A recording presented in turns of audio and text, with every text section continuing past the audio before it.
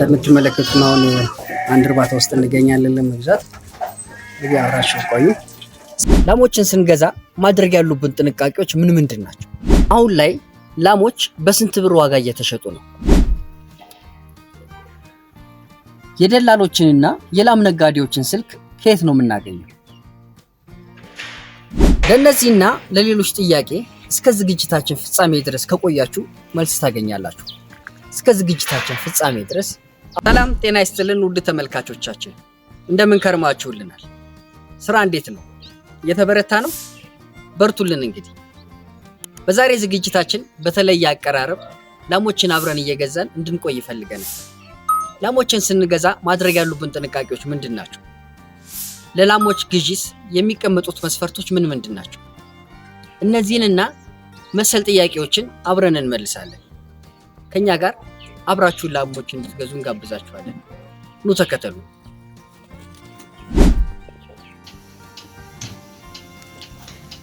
በመተማመን መግለጽ የሚቻለው ጥናትና ሰፊ ዝግጅት ከተደረገበት የከብት እርባታ በጣም አዋጭ የሥራ ዘርፍ ነው ብለን መናገር እንችላለን። በተቃራኒው ደግሞ በቂ ልምድና እውቀት ሳይኖረን ወደ ስራው መግባት ደግሞ በጣም አክሳሪ የሥራ ዘርፍ ነው ብለን መግለጽ እንችላለን። ምክንያቱም አሁን ላይ የከብቶቹን ዋጋ ሁላችንም ስለምናውቅ ማለት ነው። አሁን ላሞች በጣም ተወደዋል። ዋጋቸውንም ስንመለከት አንድ ላም ቢወድቅብን ወይም ቢሞትብን ሊገጥመን የሚችለውን ኪሳራ ከግምት ማስገባት በጣም ቀላል ነገር ነውና ትኩረት አድርገን ልንሰራ ያስፈልጋል ማለት ነው። በእርግጥ አንዳንዴ ከኛ አቅም በላይ በሆኑ ምክንያቶች ላሞች ሊሞቱብን ወይም ሊታመሙብን ይችላሉ። ምክንያቱም ኪሳራው ይሄ ከኛ አቅም በላይ ስለሆነ ምንም ልናደርገው አንችልም። ይሄኛው ነገር በሌሎችም ቢዝነሶች ላይ ሊገጥም የሚችል ነገር ስለሆነ ማለት ነው። የትኛውም ስራ የራሱ ሪስክ አለው። እንደዛ ቢገጥመን ቢዮንድ ነው፣ ከኛ አቅም በላይ ስለሆነ ምንም ማድረግ አንችልም። ግን ስራውን ሳናውቀው በቸልተኝነት ከሆነ ግን ኪሳራው በጣም ከባድ ስለሆነ ሁልጊዜ ጥንቃቄ ልናደርግ ይገባል ማለት ነው። ስለዚህ ምክራችን ወደ እርባታ ከመግባታችን በፊት የስነ ልቦናም የቁስም ዝግጅት ሊኖረን ይገባል ብለን እንመክራለን። በቂ ቦታ ካዘጋጀን በኋላ ላሞችን ለመግዛት ማድረግ ያሉብንን ጥንቃቄዎች እኛ ላሞችን አሁን አብረን ስንገዛ ከኛ አንዳንድ ልምዶችን እንነግራችኋለን እና እስከ ዝግጅታችን ፍጻሜ ድረስ ከቆያችሁ ታተርፉበታላችሁ ብለን እንገልጻለን። ከኛ ጋር አብራችሁን ላም ግዙ እንላለን።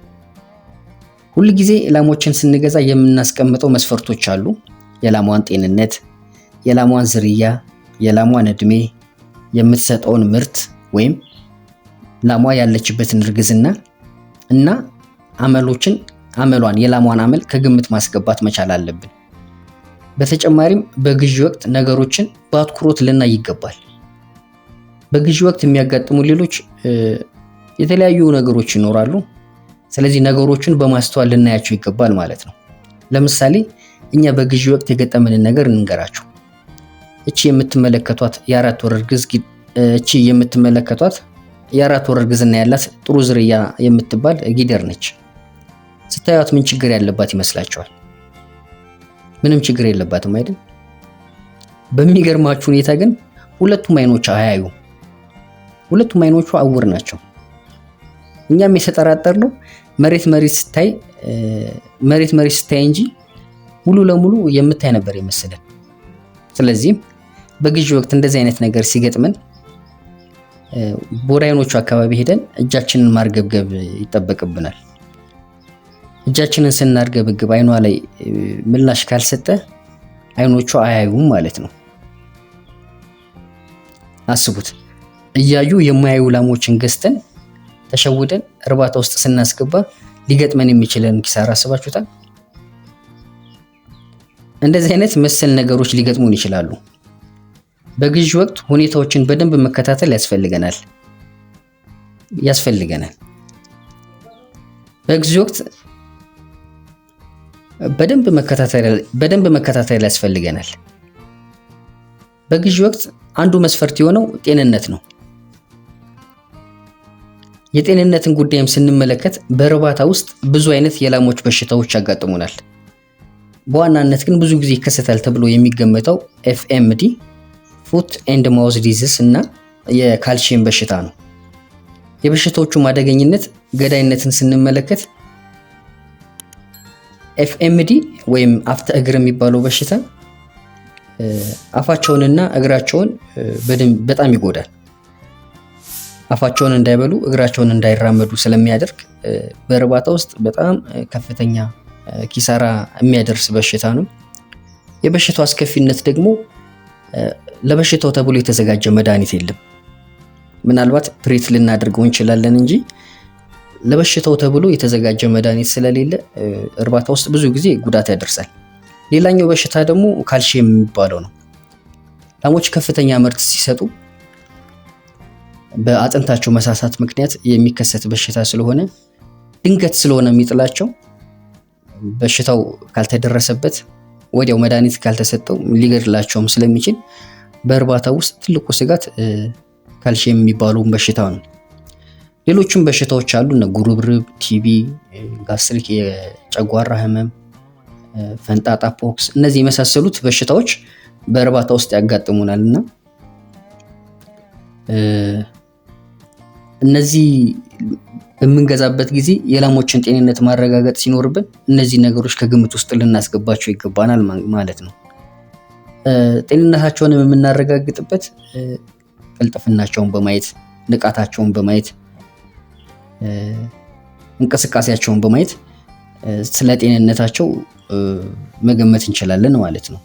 ብዙ ጊዜ ላሞችን ስንገዛ ቤት ውስጥ ታስረው ከምንገዛቸው ይልቅ ውጭ አውጥተን ላሞችን ብንገዛቸው ተመራጭ ነው።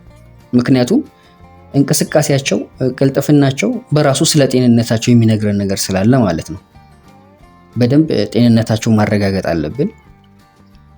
እንቅስቃሴያቸውን በደንብ ማየት አለብን ማለት ነው። እዚህ ከጤንነት ጋር በተያያዘ በተጨማሪ ልናየው የሚገባው የጡታቸውን ጤንነት ነው። አራቱም የላሞች ጡት በደንብ እንደሚሰራ በመዳበስ ሳብ አድርገን ደግሞ በማለብ ማረጋገጥ መቻል አለብን ማለት ነው። ሌላው በግዢ ወቅት እንደ መስፈርት የምንይዘው ዝርያቸውን ነው። የምንገዛቸው ላሞች ለእርባታ እስከሆነ ድረስ ዝርያቸው ላይ በጣም ትኩረት ማድረግ አለብን።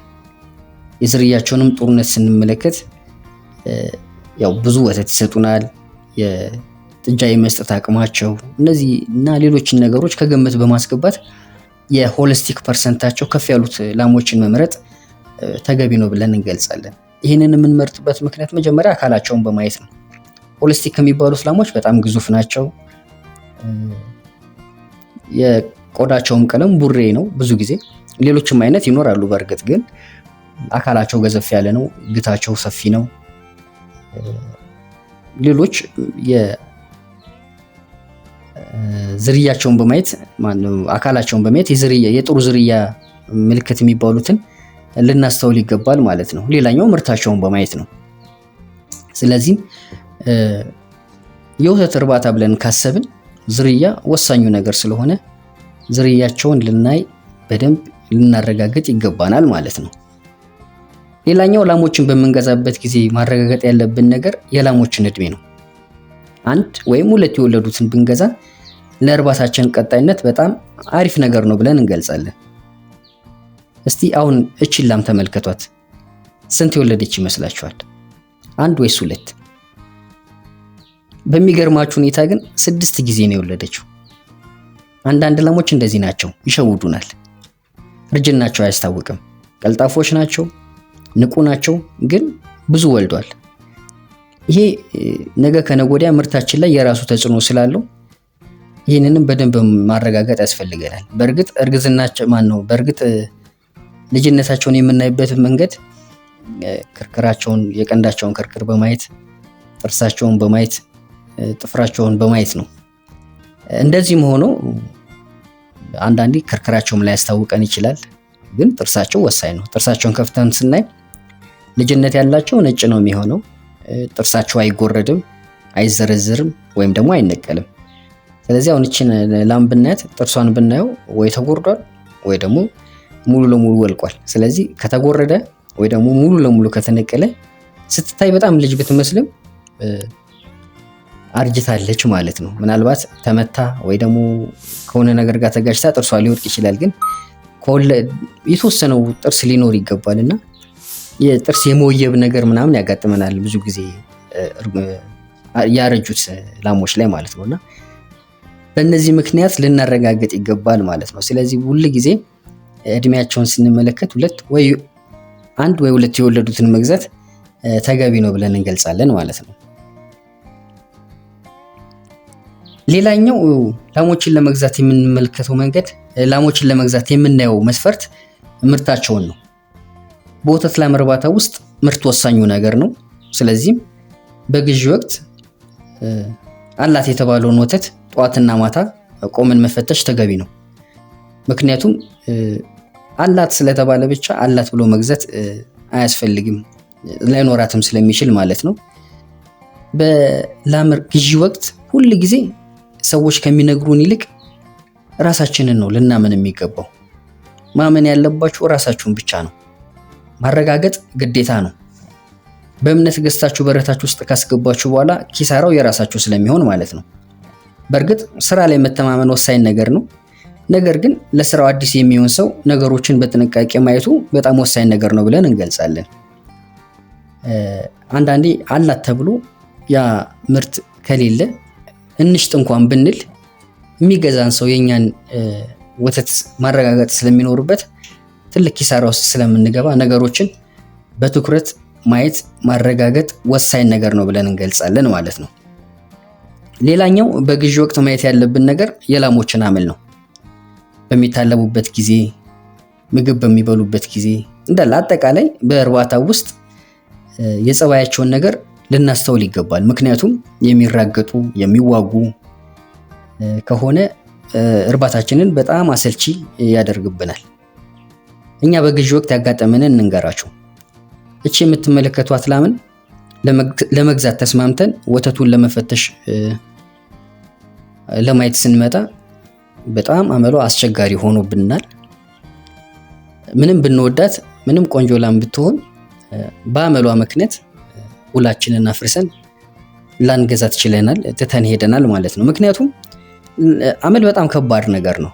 ሰራተኛ ያሰለችብናል፣ ጡታቸውን ይታመማሉ፣ ወተታቸውን ይሰቅላሉ። አንታለበን ብለው ሲያስቸግሩ ወተታቸው ይሰቀላል፣ ያው ጡታቸው ይታመማል፣ ሰራተኛው ሰልችቶት ይሄዳል። በዚህ ጊዜ እርባታውን እንዳንወደው ነው የሚያደርገን፣ አሰልቺ ነገር ነው የሚገጥመንና አመል ወሳኙ ነገር ነውና በግዢ ወቅት አመሉን ልናይ ይገባል ማለት ነው። ምንም ቆንጆ ዝርያ ብትሆን ምንም ቀልባችን ቢወዳት አመሏ ጥሩ ካልሆነ እርባታችን ላይ ኪሳራ ስለምታደርግብን አመል ወሳኝ ነገር ነው። አመሏ ከባድ ከሆነ ባትገዙ ብለን እንመክራለን። እኛ ያው አመሏ ከባድ ስለሆነ ሳንገዛት ሄደናል ማለት ነው።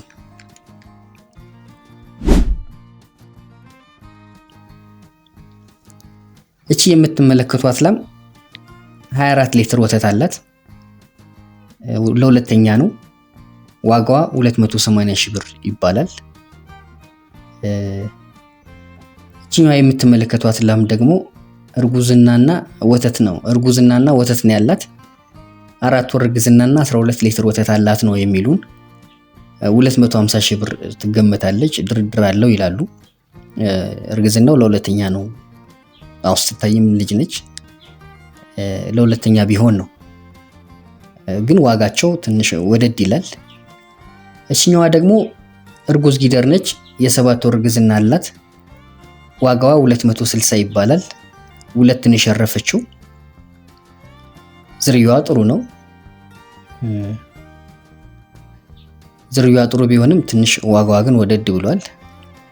በድርድር የተወሰነ ሊቀንሱልን ይችላሉ። ይህም ቢሆን ግን ዋጋዋ ትንሽ ወደድ ያለ ይመስላል። በእርግጥ ከዚህ በኋላ የላም ዋጋ እየተወደደ እየጨመረ ነው የሚሄደው። አሁን ላይ ባለው ዋጋ ግን ትንሽ ወደድ ይላሉ። እንደየቦታው እንደየሁኔታው ይለያያል። ውድ ነው ግን ዝርያዋ ቆንጆ ነው። በግዢ ወቅት ከወተት ላምና ከጊደር የቱ ይሻላል ለሚለው ከዚህ በፊት እየሰራሁት ቪዲዮ አለ። እሱን ገብታችሁ እንድትመለከቱ ተጋብዛለሁ። የቱ የተሻለ ነው የሚለውን ያ ቪዲዮ መልስ ይሰጣችኋልና ያንን ብታዩት ታተርፉበታላችሁ እንላለን።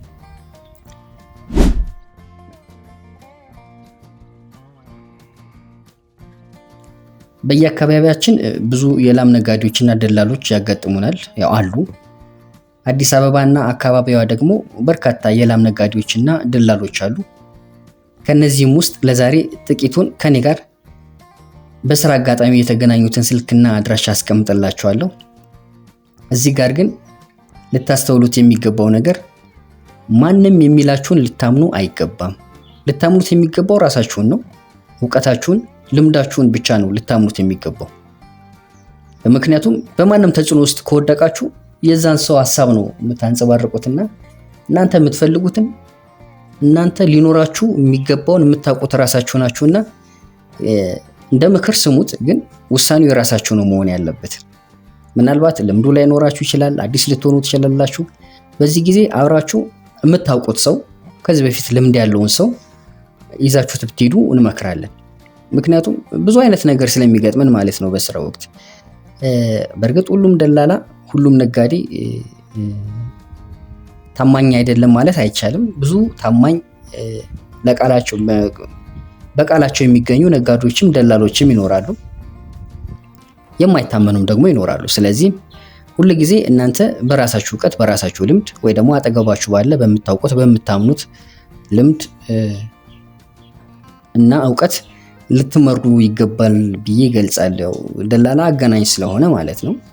ያው ያለ ደላላ ስራው አይሰራም። በእርግጥ ግን ሁሉንም ነገር በደላላ ተጽዕኖ ውስጥ ወይ በነጋዴ ተጽዕኖ ውስጥ መግባቱ ዋጋ ያስከፍላል ብለን እንገልጻለን። ብዙዎቹም ይሄ ነገር ገጥሟቸው ሲያማርሩ ስለምንመለከት ማለት ነውና ሁሉ ጊዜ የራሳችሁን ዕውቀት፣ የራሳችሁን ልምድ፣ የራሳችሁን ውሳኔ ልታምኑ ይገባል ብለን እንገልጻለን። ስለዚህም የደላላን ስልክ የመጀመሪያው ጆቴ ይባላል። አዲስ አበባ ውስጥ ነው ያለው 0939702051። ሁለተኛው መስፍን 0912367268። ሶስተኛው ቶላ 0910107560። አራተኛው አብርሃም 0912323772። ሌላኛው ደላላ ብሩክ ይባላል 0902512719። እነዚህ ለጊዜው ለዛሬ እነዚህ ምናልባት ካስፈለጓችሁ ነው። ሌሎች ደላሎችም ይኖራሉ። የሌሎች ደላሎችንም ምናልባት ካስፈለጉ በሌላ ፕሮግራም የምናቀርብ ይሆናል። እንደነገርኳችሁ ጥንቃቄ አይለየን። እነዚህ አድራሽ ናቸው እንጂ ወሳኞች አይደሉም። እናንተ ናችሁ አይታችሁ መርጣችሁ የሚያስፈልጋችሁን የምትወስኑትና በጥንቃቄ በማስተዋል ልትገዙ ይገባል ማለት ነው። በስተመጨረሻም ከብዙ ልፋት በኋላ ለኛ የሚሆንን ላም ገዝተናል። እንግዲህ ውጤቱን እያየን ደግሞ ሌሎች ላሞችን እየገዛን እርባታችንን የምናሰፋ ይሆናል። እንግዲህ ጥሩ ነገር እንደሚሆን ተስፋ እናደርጋለን። እናመሰግናለን። ለዛሬ ያዘጋጀንላችሁ ፕሮግራም ይሄንን ይመስል ነበር። ከዝግጅታችን በቂ ቁም ነገር እንዳገኛችሁም ተስፋ እናደርጋለን። ሁል ጊዜ እንደምንለው ጥንቃቄ አይለያችሁ፣ እንክብካቤ ደግሞ የዘውትር ተግባራችሁ ይሁን እንላለን። ዝግጅታችን ከተመቻችሁ ላይክ፣ ሰብስክራይብ እንድታደርጉ እንጠይቃለን። መረጃውም ይጠቅማል ብላችሁ የምታስቡት ሰው ካለ መረጃውን ሼር በማድረግ እንድታጋሩት እንጋብዛለን። በሌላ ፕሮግራም በሌላ ዝግጅት እስከምንገናኝ ድረስ መልካም የሥራ ጊዜ እንዲሆንላችሁ እንመኛለን። ጤና ይስጥልኝ።